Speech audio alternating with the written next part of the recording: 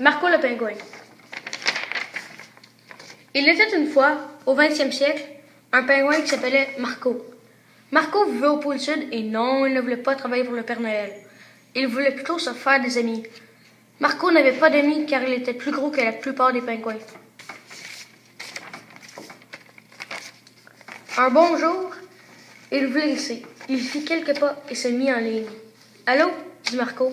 « Tu n'as pas ta place dans la file » dit le pingouin qui se tenait derrière lui. « Ok, je m'en vais » dit Marco.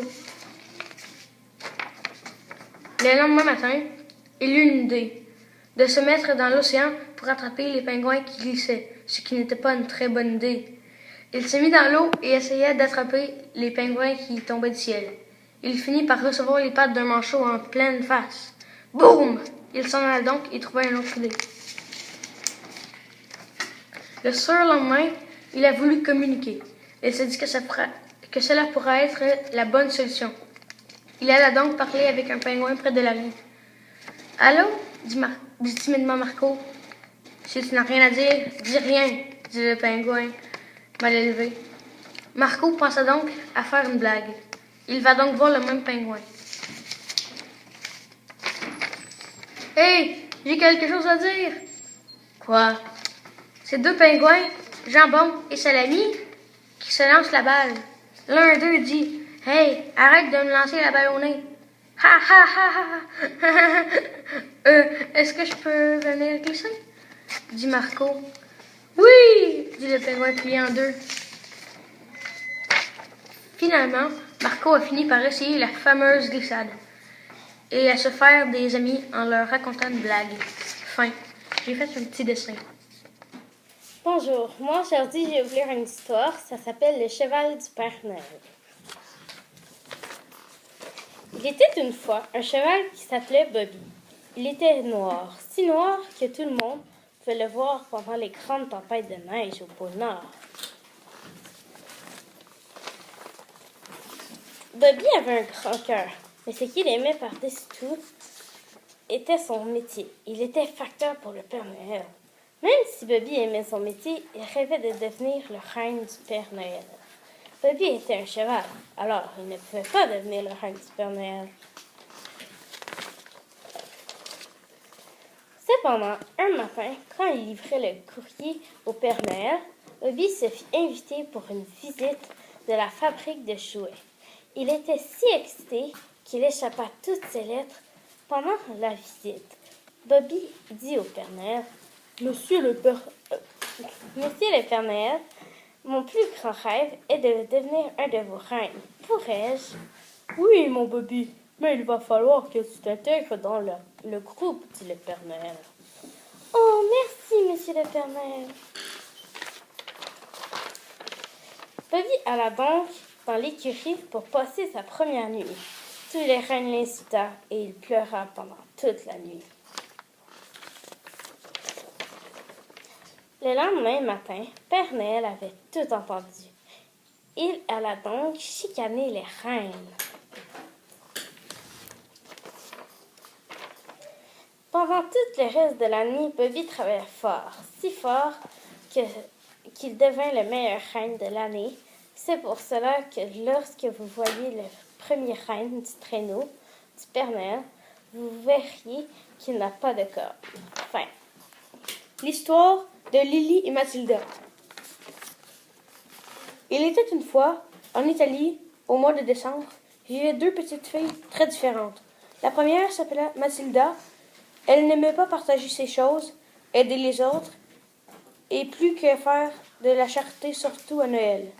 La deuxième petite fille s'appelait Lily. Elle adorait partager ses choses, aider les autres et faire de la charité à Noël. Elle hébergeait aussi les pauvres en hiver. Mais un jour, Lily a été choisie par le Père Noël car Mathilda ne croyait plus dans l'esprit de Noël. Alors Lily alla chez elle. Mathilda ne voulait rien savoir. Elle lui claqua la porte au nez. Lily se dit: « Je ne dois pas abandonner. C'est bientôt Noël.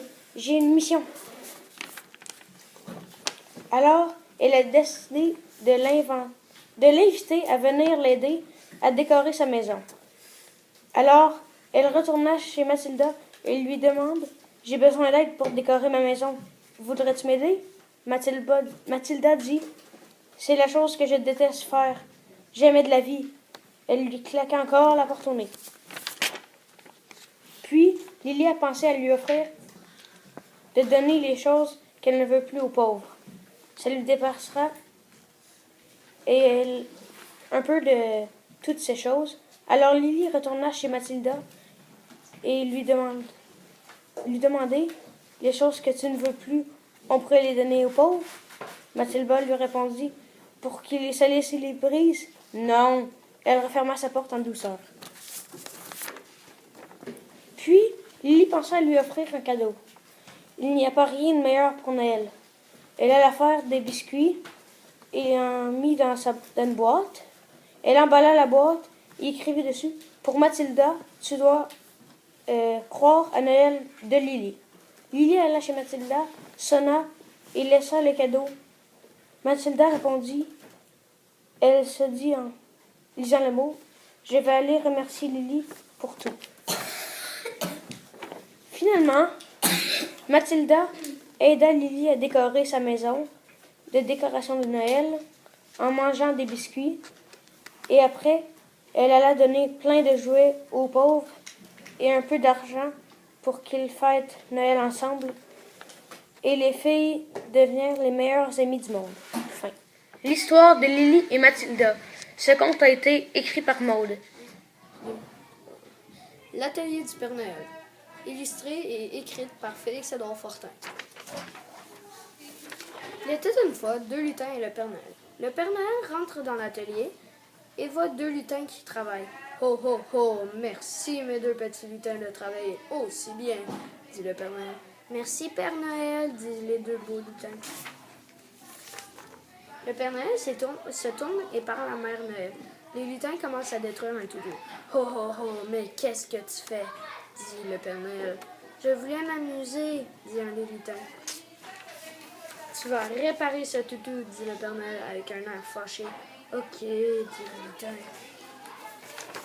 Le lutin commence à réparer le toutou. « Tu m'as dit de le faire et tu m'as mis dans le trouble. Je suis fâché après toi, » dit un des lutins. « Je suis désolé et je ne vais pas le refaire, » dit l'autre lutin. Bon, là, on va réparer le toutou. Comme ça, Père Noël va être très content, dit un des lutins. Les 2 lutins se mettent au travail et réparent le toutou.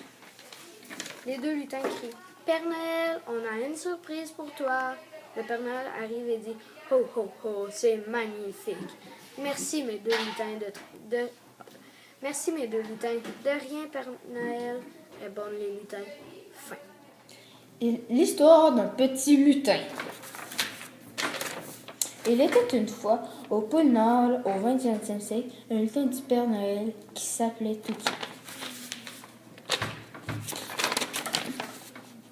Il aurait aimé aller au pôle Sud, car il faisait plus de cadeaux pour le Père Noël. Il s'avait fait remplacer par les machines que le Père Noël avait achetées. Les machines faisaient de plus beaux cadeaux et en moins de temps.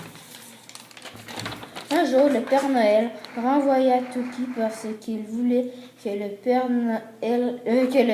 petit lutin Tuki réalise son rêve d'aller au pôle Sud. Quand Tuki est arrivé au pôle Sud, tous les pingouins le regardaient différemment. Il s'est mis à faire comme les pingouins et il se faisait intégrer parmi les pingouins. Au pôle Nord, le Père Noël regretta d'avoir laissé Tuki partir comme ça. Il aurait aimé vendre les machines et garder Tuki. Finalement, le Père Noël a gardé les machines et Tuki s'amusa à glisser avec le pingouin. Moi, je vais lire Popo, le reine du Père Noël.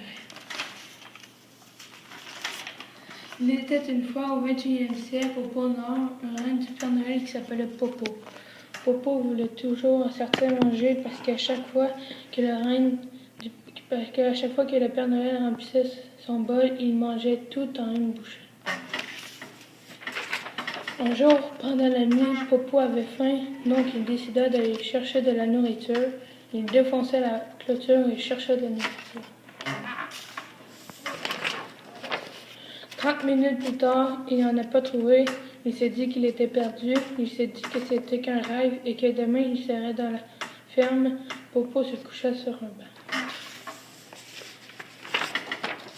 Le lendemain, il était encore sur le banc. Là, il était vraiment perdu. Il décida de voler dans les airs pour voir la ferme, mais il n'a rien vu. Il trouva une excellente idée, c'est de suivre ses traces. Rendu plus loin, il vit la ferme au loin. Il était content parce que son idée avait enfin marché. Le Père Noël était vraiment inquiet, mais quand il vit Popo au loin, il était fou de joie. Popo dit au Père Noël, « Désolé, j'avais un petit frein. » Thora, le reine si intelligent. Il était une fois un Père Noël, un reine qui s'appelait Thora. Il était brun comme tous les autres, mais il y avait une chose qui le différenciait. Il avait un nez rose. Thora vivait dans un petit abri qu'il avait construit lui-même. Son rêve était de devenir le reine principal du Père Noël. Chaque matin, Thora se levait très tôt pour aller à l'université du Père Noël. Dès la rentrée, Thora se faisait insulter et intimider parce que les autres reines riaient de son nez rose. Thora ne se laissait pas faire. Il savait qu'il pouvait devenir la reine principale du Père Noël. Par un matin, il vit des affiches. Il y était écrit « Concours du reine le plus intelligent ». Il décida de s'y inscrire. Il pratiqua jour et nuit. Quand arriva le jour du concours, il se sentait prêt. Il répondait correctement à toutes les questions, mais il y avait un autre reine qui avait obtenu le même résultat. Le Père Noël décida alors de poser les questions lui-même. Le Père Noël posa la question, mais les deux reines répondaient encore correctement. Ensuite, le Père Noël posa une autre question. 6 fois 7. L'autre reine répondit 56. Oh non, ce n'est pas ça. Thora savait la réponse, alors il l'a dit tout excité. 42, monsieur le Père Noël. Le Père Noël dit avec assurance, bravo, Thora, maintenant va t'entraîner, car tu seras le roi principal cette année. Tout d'un coup, le nez rose de Thora devint rouge et brillant. 3 ans plus tard, il a découvert qu'il était le roi au nez rouge.